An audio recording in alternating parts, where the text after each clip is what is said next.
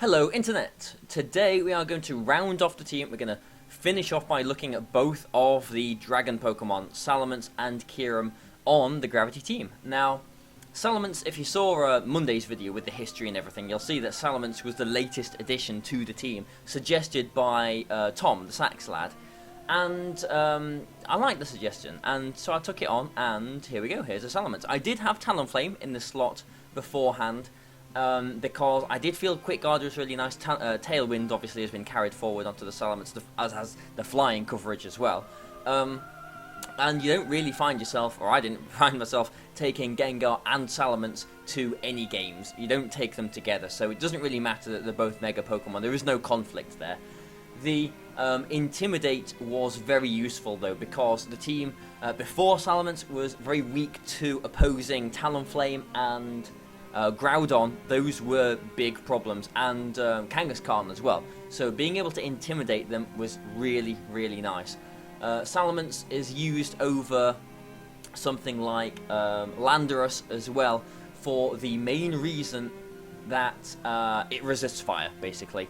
I did try Landorus Therian in the slot a little bit. It is a secondary gravity setter, but I did actually try Life Orb and Choice Band with Explosion, because Sableye is a ghost, Gengar is a ghost, Sableye has got Feint, and I thought that it would be quite nice, quite cheeky to, threaten with maybe a gravity from the Landorus, maybe, if I didn't take Sableye, but also to have the option of going for an Explosion, or even just, an Earthquake and Gravity Banded is going to do a lot of damage to things as well.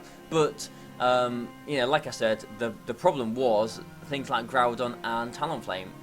Landorus doesn't resist fire, Salamence does, so Salamence can, it can switch into them, but most times if I'm going to be using Salamence I will be leading with it.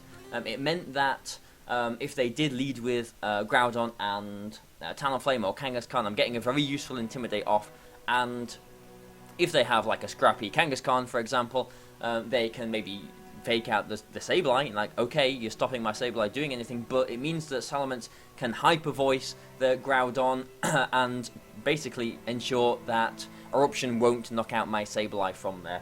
Which is very handy. Sableye will survive Oppressive Blades as well, so that I could basically guarantee getting the gravity up if they led with like Kangaskhan and Groudon, as long as I led with Sableye and Salamence.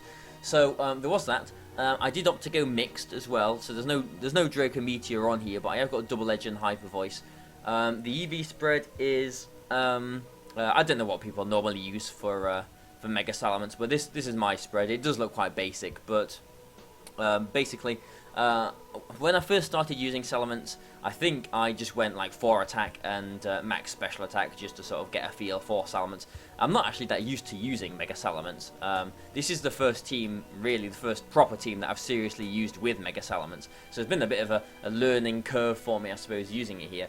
But I ended up going for 60 attack just because I did play someone on Battle Spot, I think it was a Japanese person, with a Talonflame who had it bulky enough so that it survived a Double Edge from my Salamence, and obviously I wasn't very happy with that because Talonflame is a big issue for the team, and so I do need Salamence to be able to have the guaranteed knockout onto it, and having 60 attack means that it will one-shot any Talonflame that is EV'd to survive Adamant, Life Orb, Brave Birds from other Talonflame.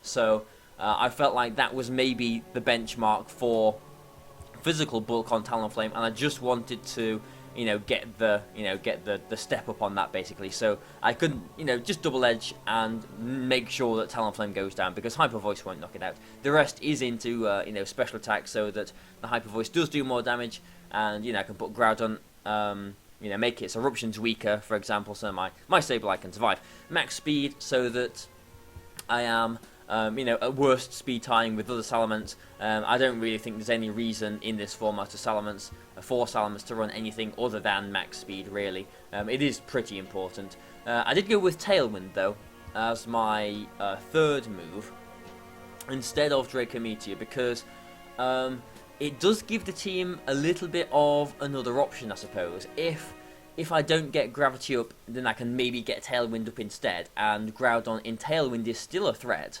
Even if Precipice Blades can miss, it is still a threat in Tailwind. And I felt like it was replacing Talonflame, and Talonflame was nice with its quick guards and its Tailwind. Tailwind is a nice move to sort of clutch out games with too. People don't sort of expect it sometimes as well. It does mean that you can avoid sucker punches and stuff like that as well. So it is always a nice, nice to have another option that isn't an attack. Maybe I could have used Substitute on Salamence. Maybe I could have, I don't know, used some different move, Sleep Talk or something. I did think about Giga Impact, thinking about my friend Jamie Boyd. He used Giga Impact last year, but the point of Giga Impact last year was that basically it one-shot things that were EV to survive Double Edge, and not many things actually EV to survive Double Edge this year, because they naturally do. I'm pretty sure all of the restricted Pokemon just naturally survive Double Edge. So I don't think there was any room for for Giga Impact, but I suppose it is an option. I suppose it's a potential. I'm sure there's some things that it'll get the knockout onto, maybe like Frail Kangaskhan or something like that.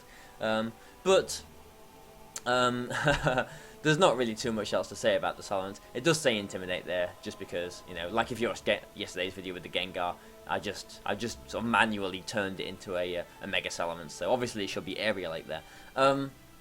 But yeah, naive, just because, I think most Salamence are naive this year, just so that you get the most out of attack and your special attack, so that you can be mixed. I did actually consider going with Hasty and taking the defense drop, because it might be nice to actually survive a unboosted Dazzling Gleam from a Xerneas, which I'm pretty sure it will do. If it is, if it doesn't have the special defense drop. Sometimes this Salamence did survive, but I'm guessing that must have been, from a pretty weak, maybe a really defensive Xerneas or something like that. But there you go. It's a pretty straightforward Salamence, isn't it? And the next Pokemon, Kyurem, is a pretty straightforward one as well, really. So not too many intricate EV spreads going on here. You can see, there we go. You can see. It's a little bit off, totally straightforward. There are some interesting things about this though, I suppose.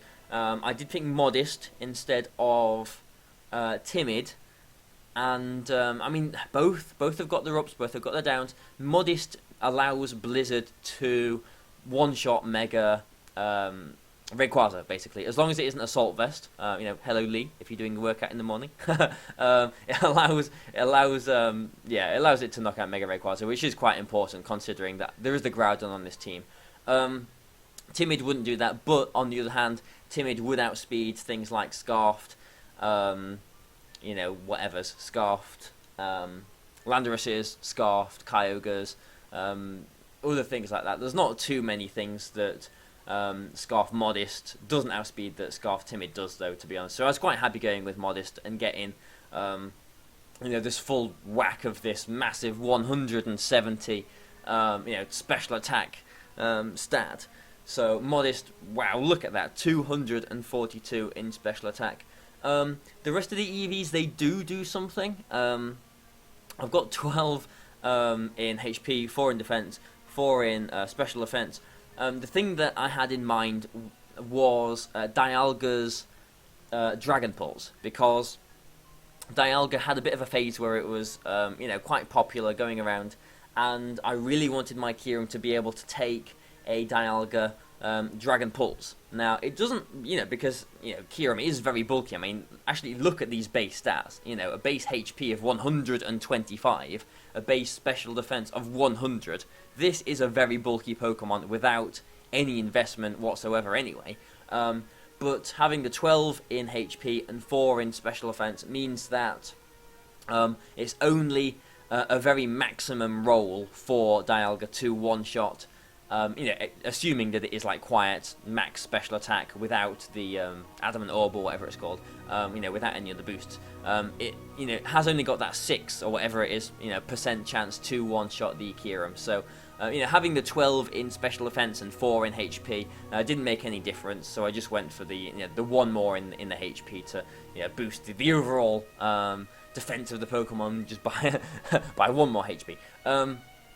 I didn't really want to take any more out of special attack as well, because look, if I go 1 lower, then, oh, that's my bump. If you remember my EV video, then you know I like my bumps, and there you go. I don't want to lose that because, again, that is the guaranteed knockout onto Mega Rayquaza in the in the strong wins. So I really didn't want to go any lower than that, and I was quite happy. Dialga isn't even that common anymore. I was quite happy just to risk the 6% chance to be one shot by it. I mean, incidentally, like thinking about that EV video, that was recorded, in last year's format. You can disregard almost everything in that video for this year. There's not really any point in sandstorm numbers and all that kind of stuff anymore. I don't think I'll do another video about EVing in this format because we've only got a few months left of this format, hopefully anyway. I don't know. Well, we're only in May, aren't we? But whatever. I'm waffling on. The EV spread is, it gives it a little bit of bulk, but it is naturally very bulky. And I really didn't want to go any lower than that, just because of the Rayquaza. Like I said, max speed, because, and not timid, but max speed because I do still want to outspeed, maybe Scarfed, Adamant Landorus's and stuff like that. And in the mirror match, it's nice to be able to know that unless they're timid, then you are outspeeding them. Unless you lose a speed tie as well. It does mean that if I went too much lower with speed as well, then I would be slower than Scarfed Smeargle as well. So it is nice to be modest and be able to outspeed that. But yeah, I mean, look at these stats. It's pretty chunky actually. The moves are, I suppose, what you'd expect. There is one move on here that I am still debating on changing and actually might. But we'll start off with the ones that I'm definitely not changing first, and that is Blizzard. Blizzard is, I'm sure you can all understand why Blizzard is on this Pokemon. In Gravity, Blizzard is 100% accurate. It's the same accuracy as Hypnosis, so it will always hit, which is really, really, really nice. Coming from this special attack stat, it will do a lot of damage to things. Against opposing Groudon, it will do, a lot of the time over half, which is a massive chunk onto Groudon. It will one-shot bulky Thundurus, which is really nice, even with the spread damage. Even if you resist this Blizzard, you are going to be taking a lot of damage from it. If you switch in your un-Mega Evolved Mawile, you are going to be taking 50% from the Blizzard. It does a lot of damage, this Blizzard. Blizzard does have the perks of being able to freeze things as well. Obviously not that you'd, fish for it and unless you absolutely needed it, like at the end of the game or something. But it is always nice when you freeze your opponent's Pokemon as well. And, you are Scarfed, you are probably going to be attacking first. You have always got the chance to freeze them, and, it's always nice to have the upper hand. If you move first, you've got less chance to have bad luck going against you. So, Blizzard, the freeze chance, although no one really likes to see a freeze unless you're the one freezing them. There is that too. Ice Beam is just there so that I can play around wide guards if I have to, or if Kyurem's going to come in later on in the game without Gravity and I'm not feeling like gambling and just pressing Blizzard anyway, which I have done sometimes. It is quite funny to do. Obviously just on Showdown, like, if you're in a game that doesn't really matter. I wouldn't really do that in a serious game. Ice Beam does hit harder than Blizzard on the single targets, so maybe if you, I don't know, if you need to one-shot an Yveltal, that's a good example, actually. Blizzard doesn't normally one-shot Yveltal, but a single target Ice Beam will. So that is one nice use of Ice Beam there. Obviously there is Wide Guards as well, and the rest of it. We'll just skip Dragon Pulse for the time being. Fusion Flare is the fire move with accuracy 100 and base power of 100. I didn't actually use Fusion Flare very often, but it did give me some options, I suppose, and it allows you to play some mind games as well, because if they lead with Ferrothorn and you lead with your Kyurem, then obviously their Ferrothorn threatens you with a Gyro Ball, but you do have the threat of the Fusion Flare, so you might force their partner to switch into Kyogre, for example, and maybe if you've led with Sableye and your Sableye is slower than their partner, maybe you can, on the same turn switch into Groudon and, still get the guaranteed Fusion Flare on it. The problem is, that it is choice scarfed, it is choice locked. Being locked into Fusion Flare is not actually that good, so I didn't find myself using it that often, to be honest. Maybe I earlier on in the season I did consider going for Focus Blast on there instead, because it does hit Kangaskhan quite hard. It does still hit Ferrothorn without the worry of your fire attack fizzling out. It does hit a few other things, but I feel in the end I feel like Fusion Flare is the better option, just because my Groudon, if you watched 2 days ago, my Groudon doesn't actually have a fire move on it. It's just Precipice Blades and Rock Tomb. Having a fire option here, especially with a Groudon on the team, is quite nice too. Dragon Pulse though is the last one, and this is the move that I was saying I was a little bit, I don't know, I'm not too sure about Dragon Pulse. Obviously the option is Draco Meteor, the other option is Draco Meteor. Like, I'm debating if I go for Draco Meteor or Dragon Pulse. Like a Draco Meteor and then the -2 Draco Meteor still does more damage than 2 Dragon Pulses. So there is that, and with Gravity you maybe have to worry a little bit less about the 10% chance to miss as well. So that is another boost for Draco Meteor, but I just felt like being choice locked, being trapped into a move that reduces your special attack 2 stages every turn, I just didn't really like the sound of that. And Dragon Pulse does one-shot Salamence, Dragon Pulse does one-shot other Kyurem as well, most of the time, and I just felt like it was the better option. In the Sutton Coldfield tournament, regional, I did have a game against actually one of the guys who top cut the UK National this last weekend. And if I had Draco Meteor instead of Dragon Pulse, then I would have actually won the game, because Dragon Pulse doesn't one-shot Weavile, but Draco Meteor would. So there's lots of things that are making me think maybe I should just go for Draco Meteor there. But like I've just said, on the other side, Dragon Pulse is maybe the safer option. If you haven't got Gravity, then it is 100% accurate. It still does a nice chunk of damage to things. If maybe it's at the end of the game and you've got your Kyurem versus a Kyogre or something like that, then I would rather be stuck into Dragon Pulse, hitting it with Dragon Pulses, over Draco Meteors, I suppose, as well. So I did end up going with Dragon Pulse. As you can see, it still is Dragon Pulse, but there's a big case for using Draco Meteor on there as well. So, obviously if you want to test the team out, then you can do. You can make any of these changes if you want as well. I mean, I'm pretty sure I've suggested a few things along the way. Like a cheeky maybe Perish Song on the Gengar, or, Draco Meteor here on the Kyurem. Maybe substitute on the Salamence, I don't know. I did have Fake Tears on the Whimsicott as well. Maybe you could have Fire Punch on your Groudon. Maybe you could even have Protect on your Sableye to get around scrappy Fake Outs as well. So there are changes that can be made to this team. This is the team as it is right now. This is how I competed with, what I competed with in the UK National. So I guess I feel like this is the best for this team. But because the team, thanks to this video and my past videos, the team is out there now. People do know this team very well, and maybe even a few little changes like a Perish Song on the Gengar could go a long way, actually. You never know. So, I hope you've enjoyed this. I've sort of waffled on about these two sort of really simple dragons for quite a long time now, haven't I? So, thanks a lot for watching, guys. Tomorrow, I'm going to do a little bit of a guide about how to use this Gravity team. So, like, how to lead and what to watch out for and all that kind of stuff. So, I hope you've enjoyed this, guys. Please like and share and do all the rest of it.